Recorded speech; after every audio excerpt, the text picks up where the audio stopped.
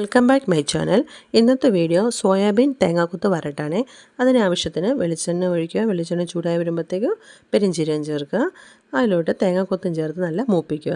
Golden നിറാവുന്നോളം വരെ മൂത്ത് വരുമ്പോഴത്തേക്ക് സവാള ചേർത്ത് നല്ല വഴറ്റുക. കുറച്ച് ഉപ്പ് ചേർത്ത് വഴറ്റണേ, പെട്ടെന്ന് വഴണ്ട് കിട്ടും. അതിലോട്ട് പച്ചമുളകും ഇഞ്ചി വെളുത്തുള്ളിയും ചേർത്ത് നല്ല ഒന്ന് വഴറ്റണം. അരിഞ്ഞാണ് ചേർക്കുന്നത് ഇഞ്ചിയും വെളുത്തുള്ളിയെ. തക്കാളിപ്പഴം കൂടി ചേർത്ത് നല്ല വഴറ്റിയതിന് ശേഷം മസാല ചേർക്കുക. മുളക് പൊടി, മല്ലിപ്പൊടി, മഞ്ഞൾപ്പൊടിയും ചേർത്ത് പച്ചനിറം പോകുന്നോടം വരെ നല്ല വഴറ്റണം. സോയാബീൻ വേകാൻ ആവശ്യത്തിന് വെള്ളം ചേർക്കുക. മസാല എല്ലാം കൂടെ ഒന്ന് മിക്സ് ആവാനും കൂടി ആവണേ. അതിലോട്ട് സോയാബീൻ കുതിർത്ത് വെച്ചേക്കുന്നതും കൂടെ ചേർത്തിട്ട് ഒരു 15 മിനിറ്റ് സിമ്മിൽ വേവിക്കുക. നല്ല വെന്ത് വറ്റി വരുമ്പോഴത്തേക്കും അതിലോട്ട് ആവശ്യത്തിന് വെള്ളം വറ്റണേ. അതിലോട്ട് ആവശ്യത്തിന് കുറച്ച് പെപ്പർ പൊടിയും കുറച്ച് ഗരം മസാലയും ചേർത്ത് നല്ല ഡ്രൈ റോസ്റ്റ് ചെയ്യുക. അടിപൊളി സോയ ചങ്ക് റെഡി.